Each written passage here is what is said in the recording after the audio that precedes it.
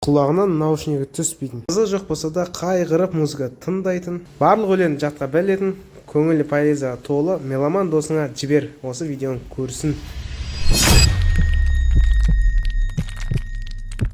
Ассалаумағалейкум достар. Қасиетті Рамазан айының келгеніне де бірнеше күн болып қалды. Достар, осы Рамазан айында мен сіздермен керемет бір челлендж бастағым келіп тұр. Ол қандай челлендж десеңіздер, музыкасыз Рамазан атты челлендж. Яғни сіздер осы айда музыкасыз өткізулеріңіз керек. Достар, бұл челленджді сіздерге ұсынбас бұрын мен бір жыл бұрын өзіме тәжірибе ретінде сынап көрген болатын. Нәтижесінде мен Рамазан айын музыкасыз еш қиындықсыз керемет қып өткіздім. Достар, енді осы бастаманы сіздермен бірге бастағым келіп тұр.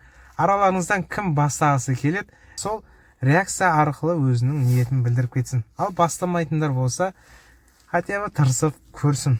Достар, жалпы музыка дінімізде аса құпталмаған, кейбір ғалымдардың айтуымен бұл дұрыс емес нәрсе деген тұжырымдар бар. Жалпы менің осы ниетім сіздердің Рамазан айында оразаларыңызды барынша пайдалырақ етіп өткізу үшін осыны бастаман бастағым келіп тұр. Барлық жерде музыка ғой, бұл челленджді қалай орындаймыз десеңіздер, еш қиындығы жоқ.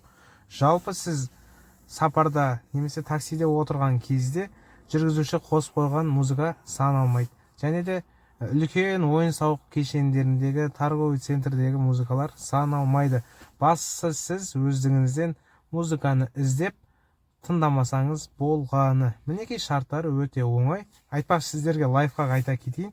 Музыканың орнына сіздер подкаст тыңдасаңыздар, уағыз тыңдасаңыздар өте керемет болады.